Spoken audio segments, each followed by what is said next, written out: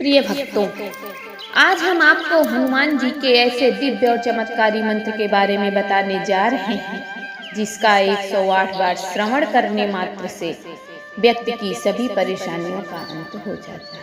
हनुमान जी चिरंजीवी देव, वे अपने भक्तों से शीघ्र ही प्रसन्न हो जाते हैं। जो भी व्यक्ति हनुमान जी की पूजा आराधना करता है, यद्यपि उसके जीवन में कभी कोई मुश्किल नहीं आती, लेकिन पूर्वाग्रह और पिछले जन्म के कुछ कर्मों का फल होता है, जिसके कारण व्यक्ति पर परेशानियां आ जाती हैं। प्रारब्ध के कारण भी यदि कोई परेशानी व्यक्ति पर आ रही है तो व्यक्ति यदि हनुमान जी के इस मंत्र का जप करे, और जब नहीं भी कर पा रहा तो श्रवण मात्र करे, तो उस व्यक्ति की समस्त परेशानियों का चुटकी में हल निकल आता है। भक्तों, बिना एक पल गवाए आइए सुनते हैं हनुमान जी के इस दिव्य चमत्कारी मंत्र को। ओम आंजनेयाय विद्महे वायुपुत्राय धीमहि तन्नो हनुमत प्रचोदयात्। ओम आंजनेयाय विद्महे वायुपुत्राय धीमहि तन्नो हनुमत प्रचोदयात्। ओम आंजनेयाय विद्महे वायुपुत्राय धीमहि तन्नो हनुमत प्रचोदयात्। ओम आंजनेयाय विद्महे वायुपुत्राय धीमहि तन्नो हनुमत प्रचोदयात्। ओम आंजनेयाय विद्महे वायुपुत्राय धीमहि तन्नो हनुमत प्रचोदयात्। ओम आंजनेयाय विद्महे वायुपुत्राय धीमहि तन्नो हनुमत प्रचोदयात्।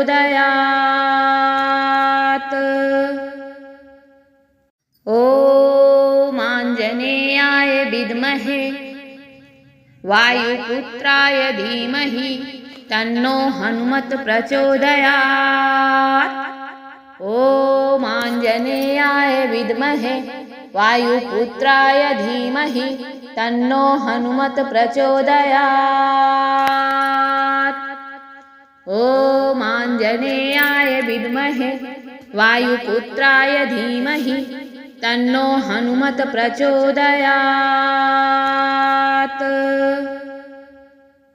ओम आंजनेयाय विद्महे वायुपुत्राय धीमहि तन्नो हनुमत प्रचोदयात्। ओम आंजनेयाय विद्महे वायुपुत्राय धीमहि तन्नो हनुमत प्रचोदयात्। ओम आंजनेयाय विद्महे वायुपुत्राय धीमहि तन्नो हनुमत प्रचोदयात्।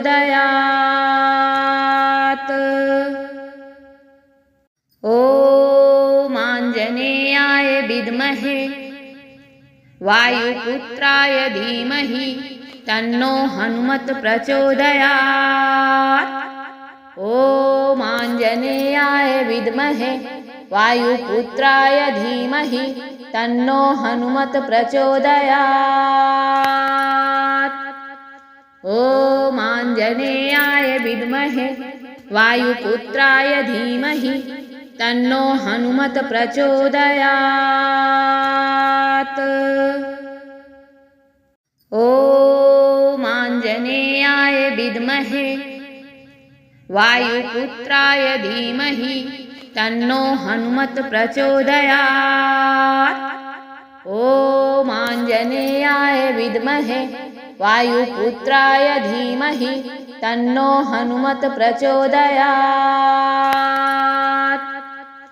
ओम आंजनेयाय विद्महे वायुपुत्राय धीमहि तन्नो हनुमत प्रचोदयात्। ओम आंजनेयाय विद्महे वायुपुत्राय धीमहि तन्नो हनुमत् प्रचोदयात्।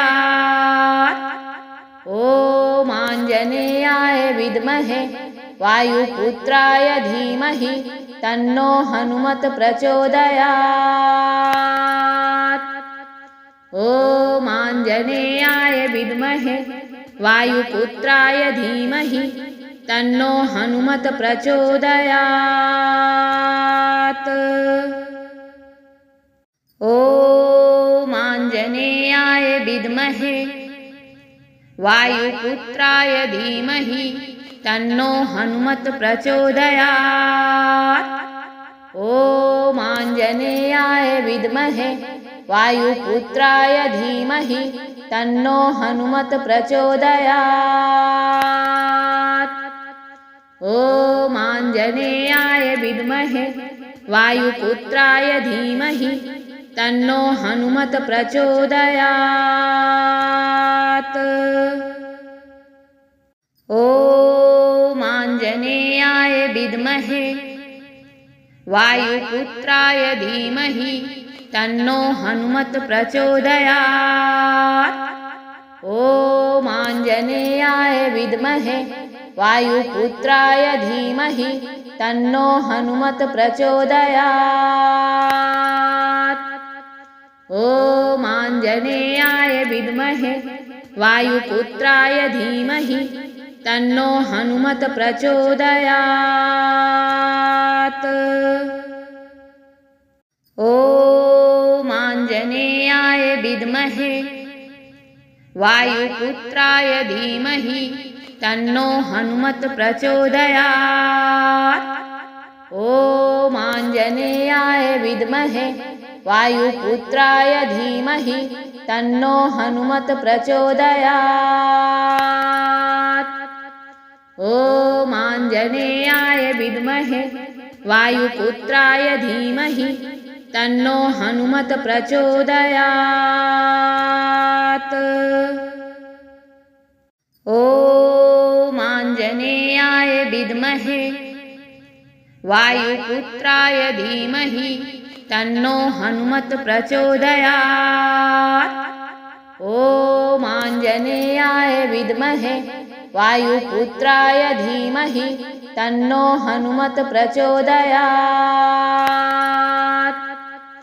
ॐ आञ्जनेयाय विद्महे वायुपुत्राय धीमहि तन्नो हनुमत् प्रचोदयात्।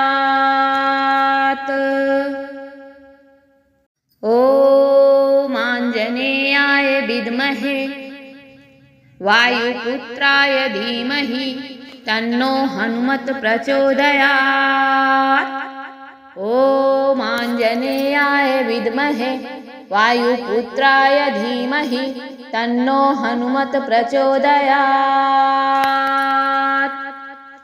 ॐ आञ्जनेयाय विद्महे वायुपुत्राय धीमहि तन्नो हनुमत् प्रचोदयात्।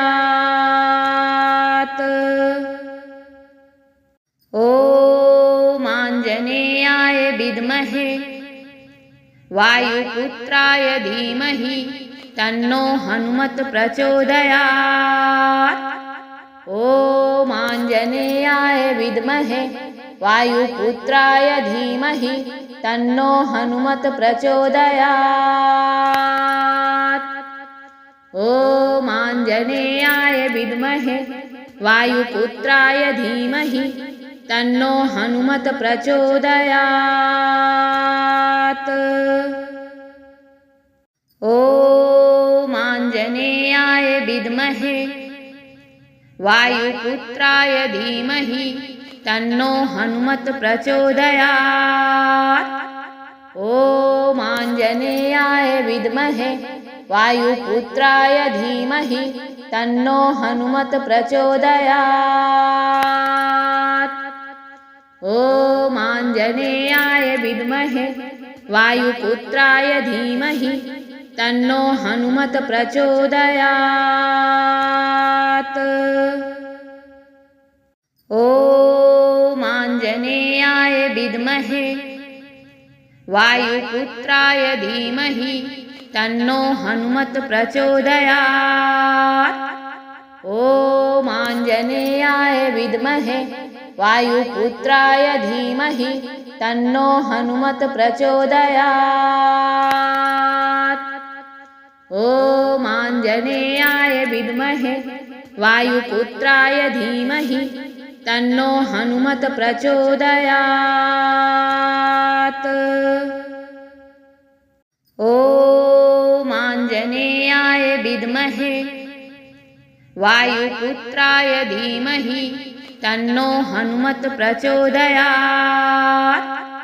ॐ आञ्जनेयाय विद्महे वायुपुत्राय धीमहि तन्नो हनुमत् प्रचोदयात्। ॐ आञ्जनेयाय विद्महे वायुपुत्राय धीमहि तन्नो हनुमत् प्रचोदयात्।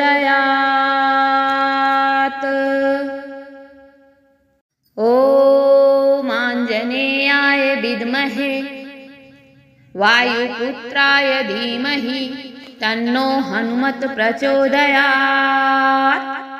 ॐ आञ्जनेयाय विद्महे वायुपुत्राय धीमहि तन्नो हनुमत् प्रचोदयात्। ॐ आञ्जनेयाय विद्महे वायुपुत्राय धीमहि तन्नो हनुमत् प्रचोदयात्।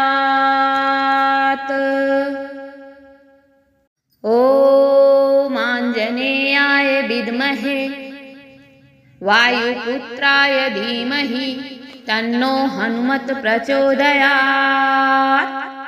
ॐ आञ्जनेयाय विद्महे वायुपुत्राय धीमहि तन्नो हनुमत् प्रचोदयात्। ॐ आञ्जनेयाय विद्महे वायुपुत्राय धीमहि तन्नो हनुमत् प्रचोदयात्। ॐ आञ्जनेयाय विद्महे वायुपुत्राय धीमहि तन्नो हनुमत् प्रचोदयात्। ॐ आञ्जनेयाय विद्महे वायुपुत्राय धीमहि तन्नो हनुमत् प्रचोदयात्। ॐ आञ्जनेयाय विद्महे वायुपुत्राय धीमहि तन्नो हनुमत् प्रचोदयात्। ॐ आञ्जनेयाय विद्महे वायुपुत्राय धीमहि तन्नो हनुमत् प्रचोदयात्। ॐ आञ्जनेयाय विद्महे वायुपुत्राय धीमहि तन्नो हनुमत् प्रचोदयात्। ॐ आञ्जनेयाय विद्महे वायुपुत्राय धीमहि तन्नो हनुमत् प्रचोदयात्। ॐ आञ्जनेयाय विद्महे वायुपुत्राय धीमहि तन्नो हनुमत् प्रचोदयात्। ॐ आञ्जनेयाय विद्महे वायुपुत्राय धीमहि तन्नो हनुमत् प्रचोदयात्। ॐ आञ्जनेयाय विद्महे वायुपुत्राय धीमहि तन्नो हनुमत् प्रचोदयात्। ॐ आञ्जनेयाय विद्महे वायुपुत्राय धीमहि तन्नो हनुमत् प्रचोदयात्। ॐ आञ्जनेयाय विद्महे वायुपुत्राय धीमहि तन्नो हनुमत् प्रचोदयात्। ॐ आञ्जनेयाय विद्महे वायुपुत्राय धीमहि तन्नो हनुमत् प्रचोदयात्। ॐ आञ्जनेयाय विद्महे वायुपुत्राय धीमहि तन्नो हनुमत् प्रचोदयात्। ॐ आञ्जनेयाय विद्महे वायुपुत्राय धीमहि तन्नो हनुमत् प्रचोदयात्। ॐ आञ्जनेयाय विद्महे वायुपुत्राय धीमहि तन्नो हनुमत् प्रचोदयात्। ॐ आञ्जनेयाय विद्महे वायुपुत्राय धीमहि तन्नो हनुमत् प्रचोदयात्। ॐ आञ्जनेयाय विद्महे वायुपुत्राय धीमहि तन्नो हनुमत् प्रचोदयात्। ॐ आञ्जनेयाय विद्महे वायुपुत्राय धीमहि तन्नो हनुमत् प्रचोदयात्। ॐ आञ्जनेयाय विद्महे वायुपुत्राय धीमहि तन्नो हनुमत् प्रचोदयात्। ॐ आञ्जनेयाय विद्महे वायुपुत्राय धीमहि तन्नो हनुमत् प्रचोदयात्। ॐ आञ्जनेयाय विद्महे वायुपुत्राय धीमहि तन्नो हनुमत् प्रचोदयात्।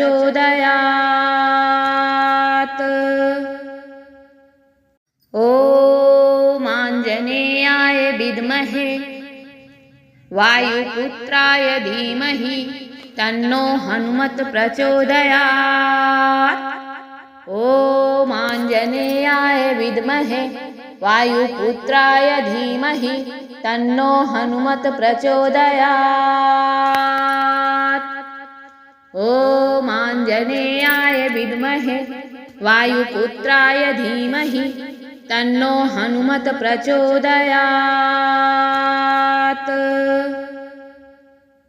ॐ आञ्जनेयाय विद्महे वायुपुत्राय धीमहि तन्नो हनुमत् प्रचोदयात्।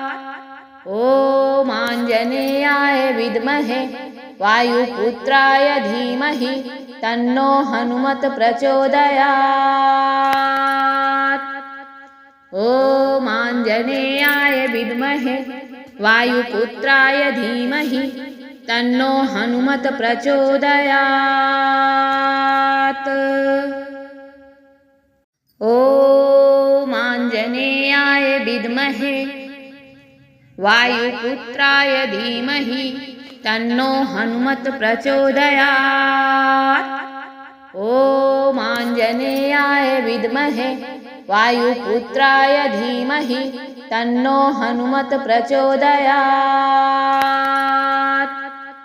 ॐ आञ्जनेयाय विद्महे वायुपुत्राय धीमहि तन्नो हनुमत् प्रचोदयात्।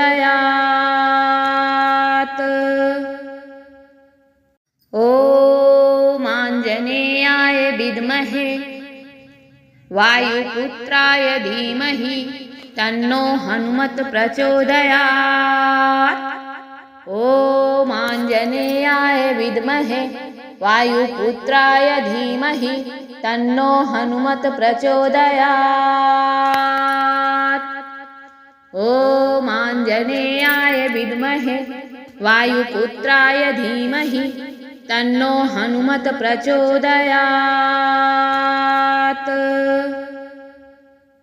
ॐ आञ्जनेयाय विद्महे वायुपुत्राय धीमहि तन्नो हनुमत् प्रचोदयात्। ॐ आञ्जनेयाय विद्महे वायुपुत्राय धीमहि तन्नो हनुमत् प्रचोदयात्। ॐ आञ्जनेयाय विद्महे वायुपुत्राय धीमहि तन्नो हनुमत् प्रचोदयात्।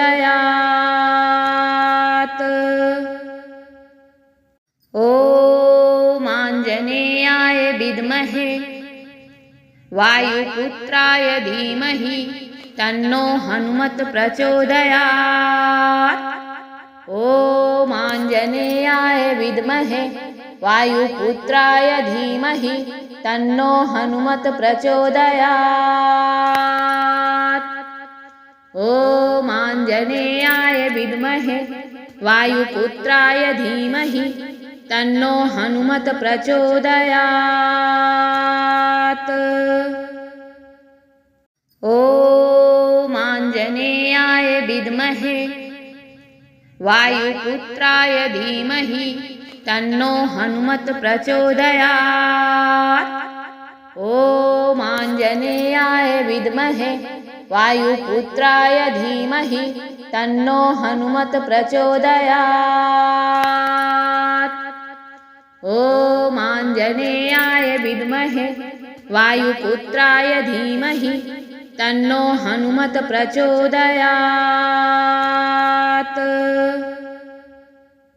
ॐ आञ्जनेयाय विद्महे वायुपुत्राय धीमहि तन्नो हनुमत प्रचोदयात्।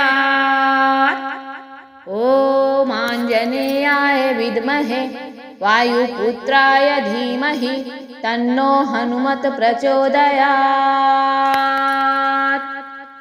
ॐ आञ्जनेयाय विद्महे वायुपुत्राय धीमहि तन्नो हनुमत प्रचोदयात्। ॐ आञ्जनेयाय विद्महे वायुपुत्राय धीमहि तन्नो हनुमत प्रचोदयात्। ॐ आञ्जनेयाय विद्महे वायुपुत्राय धीमहि तन्नो हनुमत प्रचोदयात्। ॐ आञ्जनेयाय विद्महे वायुपुत्राय धीमहि तन्नो हनुमत प्रचोदयात्। ॐ आञ्जनेयाय विद्महे वायुपुत्राय धीमहि तन्नो हनुमत प्रचोदयात्। ॐ आञ्जनेयाय विद्महे वायुपुत्राय धीमहि तन्नो हनुमत प्रचोदयात्। ॐ आञ्जनेयाय विद्महे वायुपुत्राय धीमहि तन्नो हनुमत प्रचोदयात्। ॐ आञ्जनेयाय विद्महे वायुपुत्राय धीमहि तन्नो हनुमत प्रचोदयात्। ॐ आञ्जनेयाय विद्महे वायुपुत्राय धीमहि तन्नो हनुमत प्रचोदयात्। ॐ आञ्जनेयाय विद्महे वायुपुत्राय धीमहि तन्नो हनुमत प्रचोदयात्। ॐ आञ्जनेयाय विद्महे वायुपुत्राय धीमहि तन्नो हनुमत प्रचोदयात्। ॐ आञ्जनेयाय विद्महे वायुपुत्राय धीमहि तन्नो हनुमत प्रचोदयात्। ॐ आञ्जनेयाय विद्महे वायुपुत्राय धीमहि तन्नो हनुमत प्रचोदयात्। ॐ आञ्जनेयाय विद्महे वायुपुत्राय धीमहि तन्नो हनुमत प्रचोदयात्। ॐ आञ्जनेयाय विद्महे वायुपुत्राय धीमहि तन्नो हनुमत प्रचोदयात्। ॐ आञ्जनेयाय विद्महे वायुपुत्राय धीमहि तन्नो हनुमत प्रचोदयात्। ॐ आञ्जनेयाय विद्महे वायुपुत्राय धीमहि तन्नो हनुमत प्रचोदयात्। ॐ आञ्जनेयाय विद्महे वायुपुत्राय धीमहि तन्नो हनुमत प्रचोदयात्। ॐ आञ्जनेयाय विद्महे वायुपुत्राय धीमहि तन्नो हनुमत प्रचोदयात्।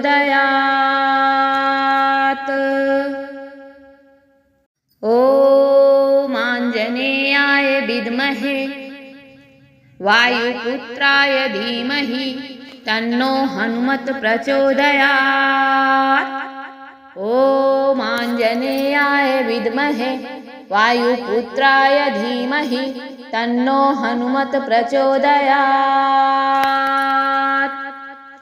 ॐ आञ्जनेयाय विद्महे वायुपुत्राय धीमहि तन्नो हनुमत प्रचोदयात्। ॐ आञ्जनेयाय विद्महे वायुपुत्राय धीमहि तन्नो हनुमत प्रचोदयात्। ॐ आञ्जनेयाय विद्महे वायुपुत्राय धीमहि तन्नो हनुमत प्रचोदयात्। ॐ आञ्जनेयाय विद्महे वायुपुत्राय धीमहि तन्नो हनुमत प्रचोदयात्।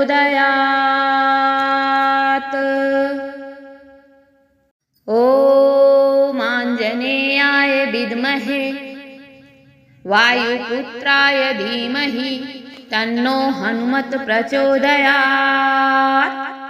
ॐ आञ्जनेयाय विद्महे वायुपुत्राय धीमहि तन्नो हनुमत प्रचोदयात्।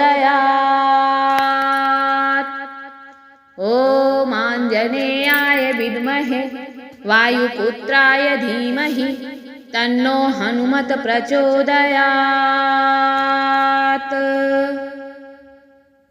ॐ आञ्जनेयाय विद्महे वायुपुत्राय धीमहि तन्नो हनुमत प्रचोदयात्।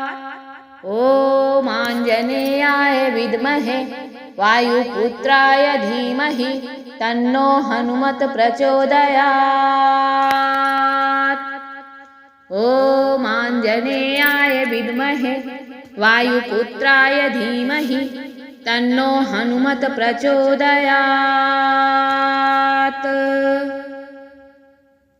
ॐ आञ्जनेयाय विद्महे वायुपुत्राय धीमहि तन्नो हनुमत प्रचोदयात्। ॐ आञ्जनेयाय विद्महे वायुपुत्राय धीमहि तन्नो हनुमत प्रचोदयात्। ॐ आञ्जनेयाय विद्महे वायुपुत्राय धीमहि तन्नो हनुमत प्रचोदयात्। ॐ आञ्जनेयाय विद्महे वायुपुत्राय धीमहि तन्नो हनुमत प्रचोदयात्। ॐ आञ्जनेयाय विद्महे वायुपुत्राय धीमहि तन्नो हनुमत प्रचोदयात्। ॐ आञ्जनेयाय विद्महे वायुपुत्राय धीमहि तन्नो हनुमत प्रचोदयात्।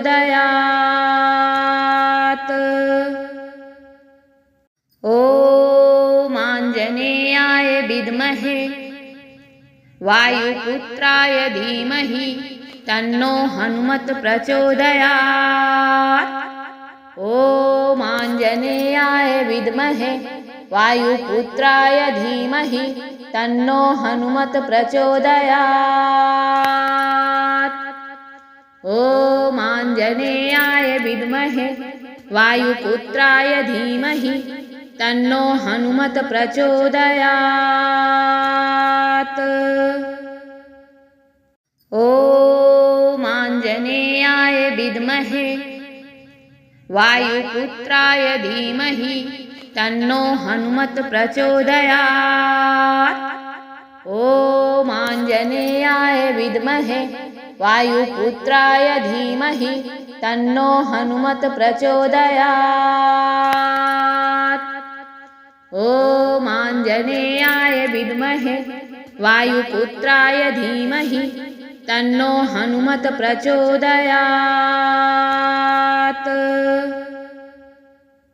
ॐ आञ्जनेयाय विद्महे वायुपुत्राय धीमहि तन्नो हनुमत् प्रचोदयात्। ॐ आञ्जनेयाय विद्महे वायुपुत्राय धीमहि तन्नो हनुमत् प्रचोदयात्। ॐ आञ्जनेयाय विद्महे वायुपुत्राय धीमहि तन्नो हनुमत् प्रचोदयात्। ॐ आञ्जनेयाय विद्महे वायुपुत्राय धीमहि तन्नो हनुमत् प्रचोदयात्।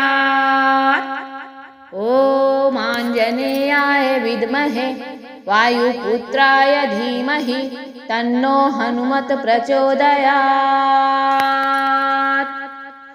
ॐ आञ्जनेयाय विद्महे वायुपुत्राय धीमहि तन्नो हनुमत् प्रचोदयात्। ॐ आञ्जनेयाय विद्महे वायुपुत्राय धीमहि तन्नो हनुमत् प्रचोदयात्।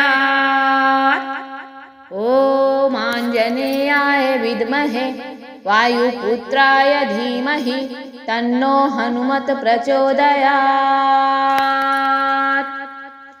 ॐ आञ्जनेयाय विद्महे वायुपुत्राय धीमहि तन्नो हनुमत् प्रचोदयात्। ॐ आञ्जनेयाय विद्महे वायुपुत्राय धीमहि तन्नो हनुमत् प्रचोदयात्। ॐ आञ्जनेयाय विद्महे वायुपुत्राय धीमहि तन्नो हनुमत् प्रचोदयात्। ॐ आञ्जनेयाय विद्महे वायुपुत्राय धीमहि तन्नो हनुमत् प्रचोदयात्। ॐ आञ्जनेयाय विद्महे वायुपुत्राय धीमहि तन्नो हनुमत् प्रचोदयात्। ॐ आञ्जनेयाय विद्महे वायुपुत्राय धीमहि तन्नो हनुमत् प्रचोदयात्। ॐ आञ्जनेयाय विद्महे वायुपुत्राय धीमहि तन्नो हनुमत् प्रचोदयात्।